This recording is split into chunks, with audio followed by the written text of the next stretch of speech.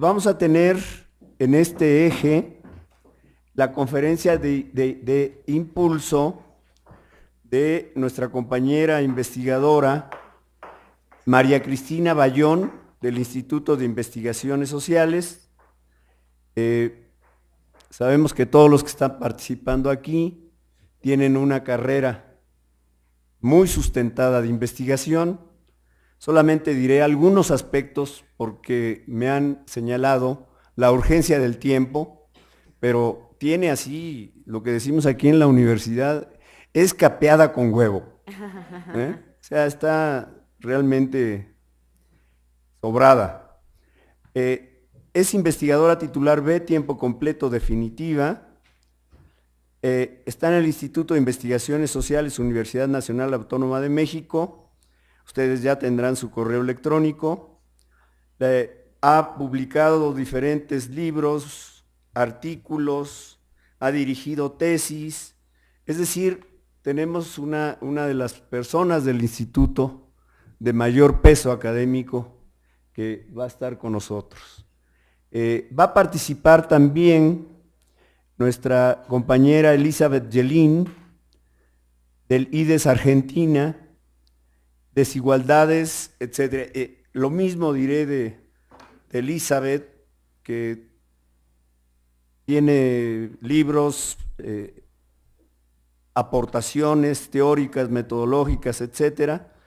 Y solamente diré que es socióloga de la Universidad de Texas de Austin, doctora honoris causa de la Universidad de París, tiene diferentes publicaciones y yo creo que es una de las latinoamericanas de mayor presencia.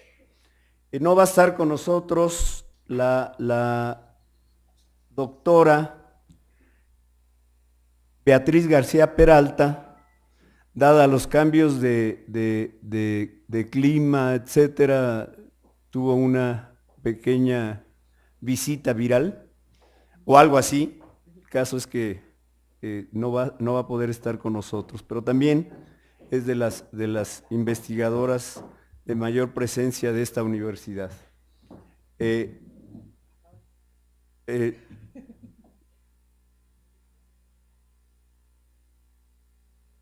Ya. Bueno, Patti Ramírez Curi, investigadora de este instituto, especialista en todo el espacio público urbano y construcción de ciudadanía.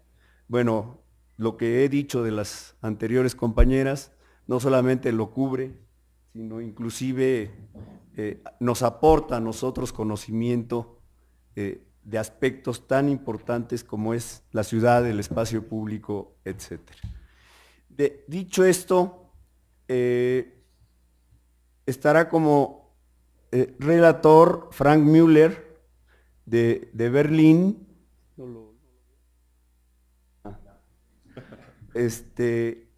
Y por el tiempo que tenemos tan corto, podríamos iniciar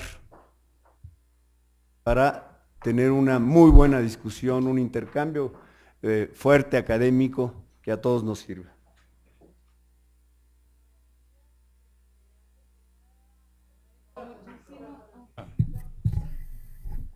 Antes que nada agradezco muchísimo la invitación para participar en este evento y para dar esta conferencia de impulso. Siempre para mí es bienvenido cualquier esfuerzo que se haga para reflexionar sobre la desigualdad y sus complejidades. Digo, tanto como cualquier otro espacio, es algún esfuerzo que algunos investigadores estamos haciendo desde algún tiempo, particularmente que me hayan distinguido con hablar sobre cuestiones de segregación. Me inhibo un poco porque acá tengo a uno de los referentes de América Latina sobre el tema, que es Francisco Sabatini, así que supongo que vamos a tener una discusión muy rica. Bueno, para mí fue un desafío, y es lo que voy a tratar de hacer, hablar sobre estos dos temas, o estas dos tensiones, que creo que es un poco hasta provocativo el título mismo de la conferencia entre la movilidad social y la segregación. Voy a tratar un poco de, al ser de impulso, lo que pretendo es impulsar el debate y la discusión y generar interrogantes, teniendo en cuenta un poco las distintas dimensiones que de distintas maneras ustedes han presentado en sus trabajos. Entonces, de alguna manera voy a tratar de tocar, por supuesto que se valen los reclamos, las distintas dimensiones con que ustedes abordan el tema. Bueno, considero que hablando de las dimensiones de la desigualdad, la dimensión espacial tiene efectivamente un rol clave, es decir, la desigualdad tiene una expresión espacial, pero el espacio no es de ninguna manera un espejo de la desigualdad social, tenemos que tener cuidado con eso, sino que el espacio es en sí mismo constitutivo de la desigualdad. En este sentido, cuando hablamos del problema de la segregación, bueno, la distribución de la población en el espacio, el nivel de concentración de determinados grupos en ciertas áreas de la ciudad, el grado de homogeneidad social o heterogeneidad de estas, nos remiten no solamente a procesos de diferenciación social, sino también a las expresiones mismas que asumen la desigualdad y tal vez en algunos casos, no necesariamente, a procesos de exclusión social. La importancia del espacio ha sido destacada por distintos teóricos desde distintas perspectivas y dimensiones. Les debemos mucho a los sociólogos, pero en el periodo reciente le debemos mucho a los geógrafos. Sí que es una dimensión donde confluyen distintas perspectivas teóricas, metodológicas, disciplinares. Bueno, por un lado, Bourdieu nos dice que en una sociedad jerárquica no hay espacio que no esté jerarquizado y no exprese las jerarquías y las distancias sociales. Por el otro lado, Harvey nos dice que los espacios urbanos son un resultado de estrategias de poder, de discursos y luchas que se transmiten de forma materializada y simbólica a la vez. Es decir, todo modelo espacial lleva anclado un orden moral. Las calles, los vecindarios y las viviendas están cargados de significado social. Es decir, una cuestión desde el principio es enfatizar en esta relación, en la necesidad de pensar en términos de las relaciones entre lo material, lo espacial y lo simbólico. Entonces, en este sentido, entender los procesos por medio de los cuales las desigualdades sociales y espaciales se refuerzan recíprocamente supone pensar al espacio no solamente como multidimensional, sino como relacionalmente constituido.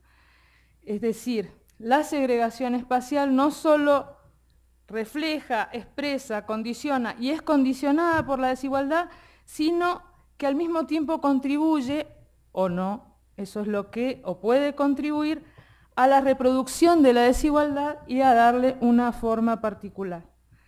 En este sentido, el espacio tiene una centralidad particular en el análisis de la desigualdad en la medida en que nos permite ver cómo la confluencia de dimensiones materiales, simbólicas y relacionales.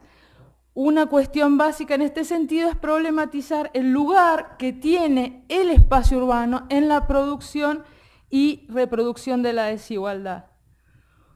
Yo decía que un desafío y una provocación era un poco pensar en esto sobre segregación y movilidad social. Entonces, o sea, una posibilidad era dejarlo para el final y otra es plantear desde el inicio cuál es la relación y después, como dicen acá, vámonos. Entonces, ¿cuál es la relación entre segregación y movilidad social? A ver, y yo lo trataba de buscar en los trabajos de ustedes. O sea, yo tengo mi postura, lo que creo al respecto, pero digo, bueno, quiero ver qué es lo que plantean los trabajos al respecto. Y una de las cuestiones importantes es ver la relación entre segregación y movilidad social en el actual contexto, en las ciudades latinoamericanas contemporáneas, no como una relación general.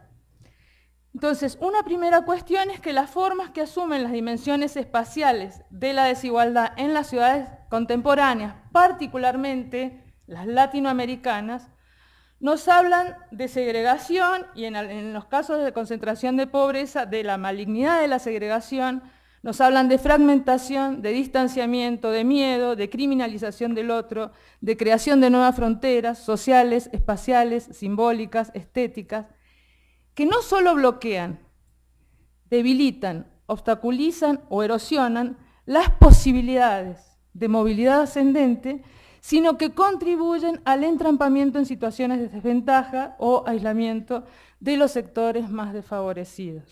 Entonces, por eso yo decía, las formas que asume actualmente la segregación espacial sí bloquea, de alguna manera, debilita las posibilidades u oportunidades de movilidad social. Y también voy a citar a un colega que justamente hizo su postdoctorado en Berlín, en la red, que es Ramiro Segura, y que estudió la relación entre fragmentación y desigualdad y cómo se ha trabajado esto en América Latina. Y una de las cosas que plantea Ramiro dice, este patrón de urbanización fragmentado incrementa no solo la desigualdad en el acceso a la ciudad y a sus bienes, servicios y oportunidades, sino que también consolida, articulado con la segmentación del sistema educativo y el mercado de trabajo, redes y circuitos sociales segregados que reducen las posibilidades de movilidad ascendente. Entonces, esto por un lado para plantear las relaciones que asume actualmente o que en el contexto, que después podemos ver las especificidades y diferencias en cada uno de los contextos, las relaciones entre, cómo las formas que asume actualmente la distribución espacial o las formas que asume la desigualdad espacial bloquean de alguna manera las oportunidades de movilidad social ascendente para los sectores más desfavorecidos. A lo mejor surge, y me parecería interesante, yo no lo voy a tratar, todo el tema de la discusión muy interesante sobre las nuevas clases medias en América Latina. Digo, lo dejo como una cuestión porque ahí sí es donde es un punto a cuestionar y que podemos discutir al respecto. Bueno, una de las cosas importantes a tener en cuenta es que estas desigualdades espaciales, estas fragmentaciones, adquieren expresiones simbólicas y la importancia de las dimensiones simbólicas no es porque sea uno de los temas que a mí me apasiona y los que trabajo, no voy a decir por eso son importantes, sino que son importantes en la medida en que contribuyen a consolidar, profundizar y reproducir la desigualdad. Entonces la cuestión es ver cómo y de qué manera contribuye. Y además porque es a partir de contextos culturales, a partir de los cuales los individuos significan y orientan su experiencia urbana. Estas dimensiones simbólicas, que creo que muchos de los trabajos de ustedes están presentes, se relacionan con los diversos significados que personas y grupos construyen para interpretar sus experiencias de vida o crear fronteras simbólicas o morales entre categorías de personas o cosas mediante las cuales se atribuye identidades a otros y a sí mismos. Esto puede impulsar, por ejemplo, a que ciertos grupos tiendan a autosegregarse para preservar su estatus o a segregar a otros que son vistos como indeseables o peligrosos. Estas dimensiones simbólicas incluyen también estigmas territoriales, a través de los cuales se significan ciertos espacios en la ciudad como barrios peligrosos, como se significan también otras áreas como como zonas prohibidas, que condicionan el uso que los individuos hacen de la ciudad y condicionan además sus prácticas urbanas. A su vez, las características que se atribuyen al espacio, ya sean como defectos o virtudes, como ventajas o desventajas, suelen ser a su vez extendidas a sus residentes o usuarios habituales y ser utilizadas además para identificar comportamientos y estilos apropiados o esperables en cada uno de estos escenarios. Todo lo cual vuelve a tener un efecto determinante sobre las formas que asumen las relaciones y las interacciones y la convivencia en el espacio urbano. En este sentido, es muy importante tener en cuenta estas dimensiones para explorar, para analizar, para indagar las formas que asume la convivencia social en la ciudad o la forma que asume la experiencia urbana y la sociabilidad urbana. Habiendo destacado algunas de estas dimensiones, hay que tener en cuenta una de las cosas es estos elementos que pueden ser más de carácter teórico y más general, es cuáles han sido los cambios experimentados en las ciudades latinoamericanas durante los últimos 25 o 30 años. Y teniendo en cuenta que cuando hablamos de ciudades latinoamericanas hay especificidades, hay particularidades, lo que hablamos son de tendencias que pueden perfectamente ser reversibles.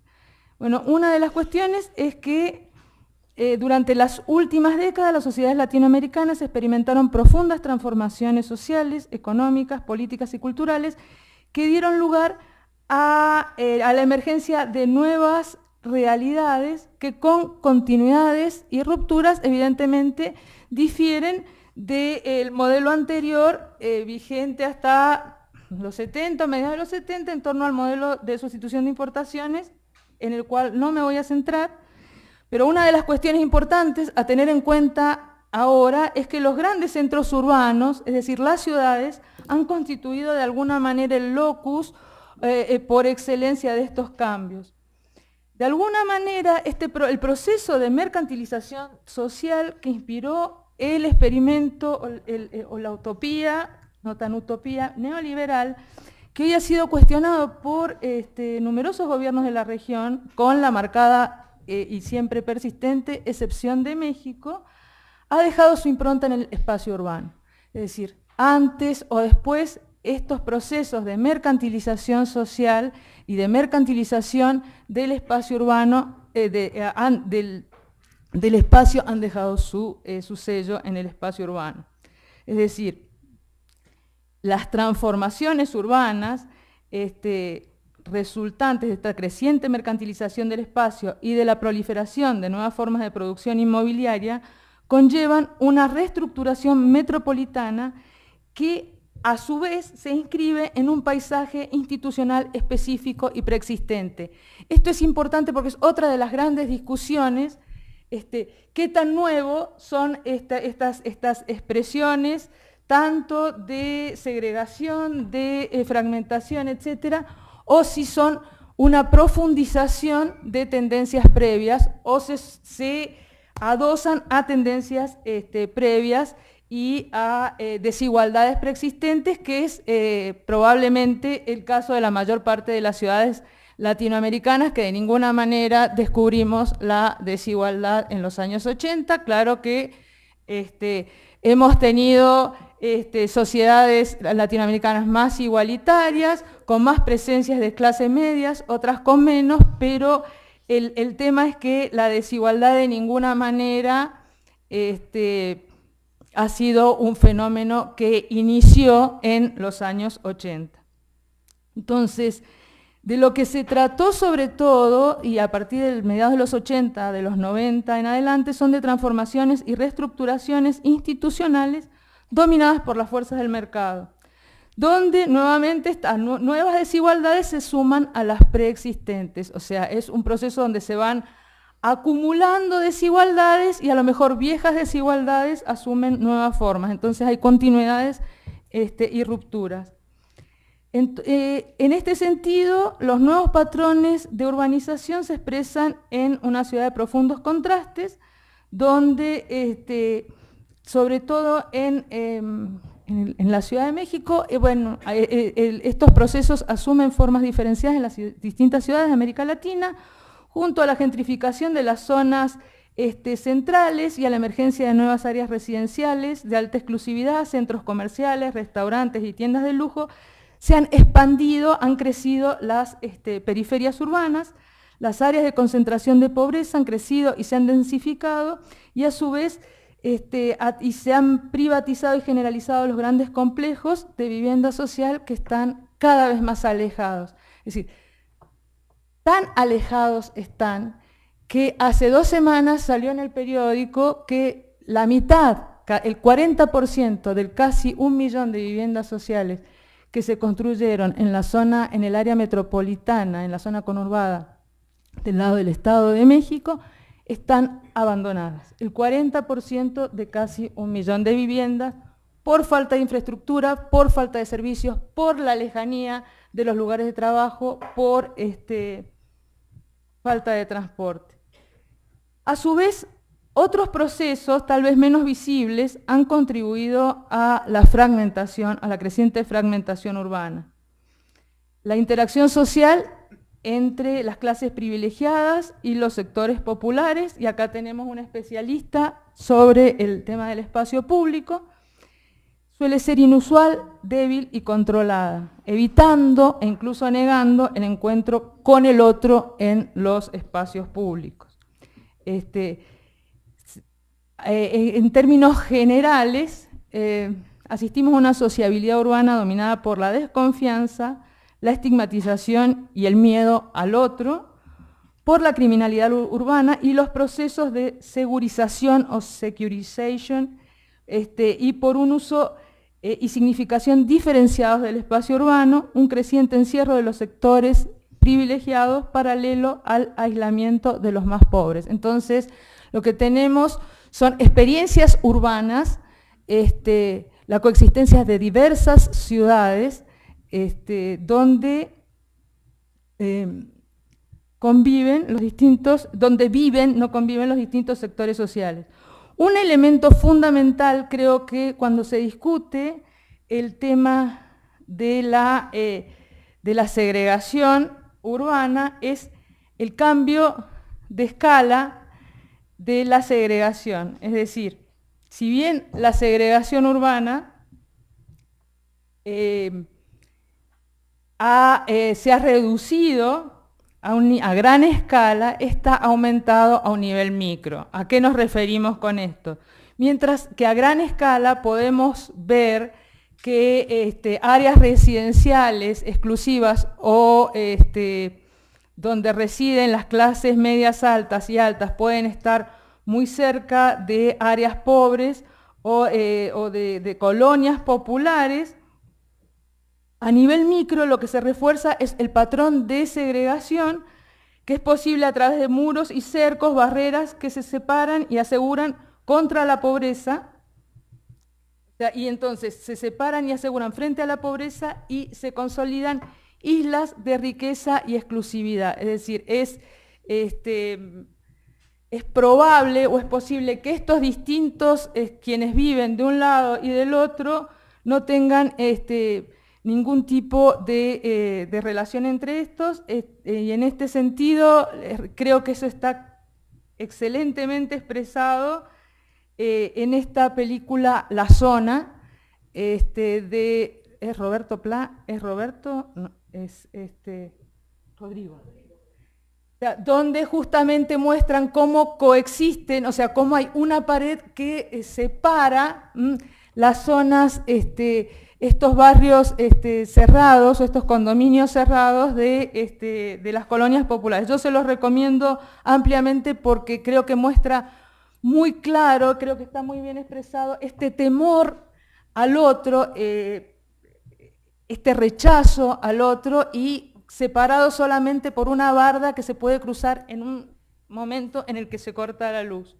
Entonces, de alguna manera, los pobres y los ricos pueden vivir en espacios urbanos más cercanos, sin embargo, esto no supone mayor mezcla entre las diferentes clases sociales, sino que en contraste las diferencias sociales aumentan y la construcción de estos barrios cerrados, countries, etcétera, indica que cada vez se levantan más barreras físicas entre los diferentes grupos de la población. Como plantea de alguna manera Bourdieu, el acercamiento espacial de los agentes muy alejados en el espacio social difícilmente, en el espacio físico difícilmente se traducen en acercamiento social. Entonces, hay una cuestión, es que la ampliación de las brechas entre ricos y pobres se traduce a la vez en y la mayor proximidad espacial se traduce en obstáculos, barreras y dispositivos de seguridad. La fragmentación cobra fuerza cuando el análisis, cómo analizar, esta es otra de las cuestiones, cómo analizar el tema de la fragmentación urbana, que no puede muchas veces medirse, sino es sobre todo cuando el análisis no se limita a la estructura urbana, sino que incorpora las pautas socioculturales que rigen la interacción con el otro y la experiencia del lugar en el espacio urbano, o lo que se llama la sociabilidad urbana. Una cuestión muy importante dentro de esto, y que creo que también destaca en algunos de los trabajos de ustedes, creo que es muy importante, es este tema de la dimensión estética. La dimensión estética de esta fragmentación, y que se asocia a procesos de gentrificación, una dimensión estética que tiende a favorecer a las clases medias altas y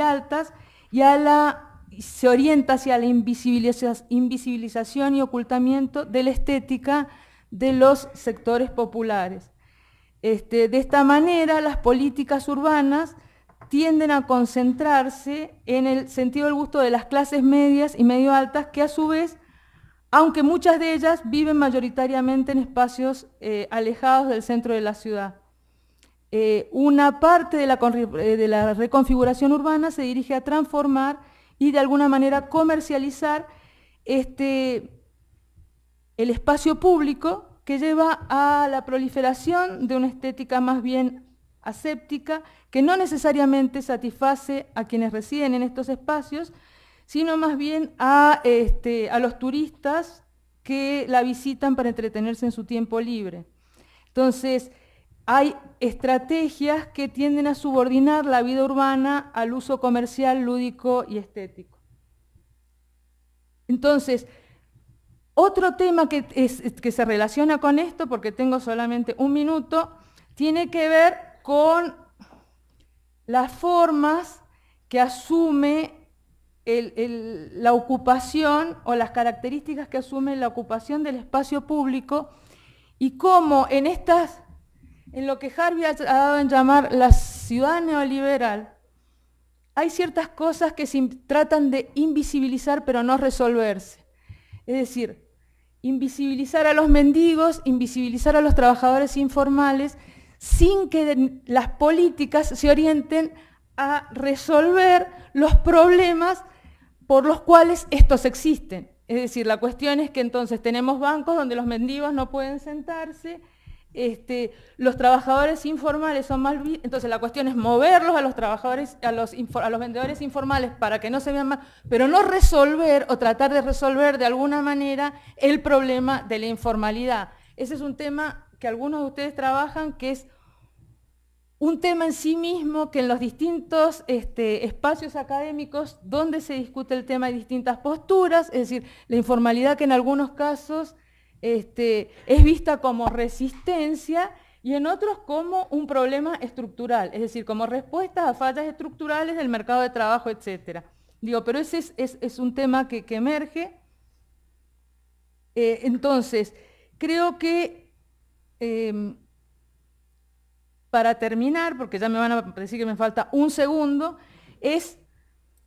frente a estos problemas, frente a estas cuestiones, otra de las dimensiones a analizar o indagar tiene que ver con la resistencia de los actores, y resistencia que supone de alguna manera la participación urbana que algunos autores lo relacionan con el derecho a la ciudad, y yo simple y sencillamente con esto quiero plantear un concepto que tiene que ver con el de ciudadanía activa, que la ciudadanía no supone solamente pensar en términos de derechos y deberes, sino la posibilidad de una ciudadanía activa que se expresa en la vida diaria, en las movilizaciones y en las prácticas concretas que estas conllevan. Es decir, esto supone una referencia, por un lado, a la creciente complejidad de un mundo globalizado,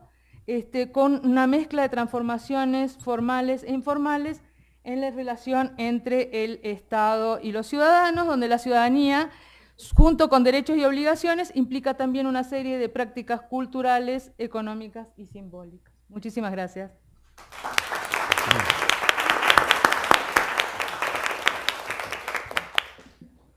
Muchas gracias.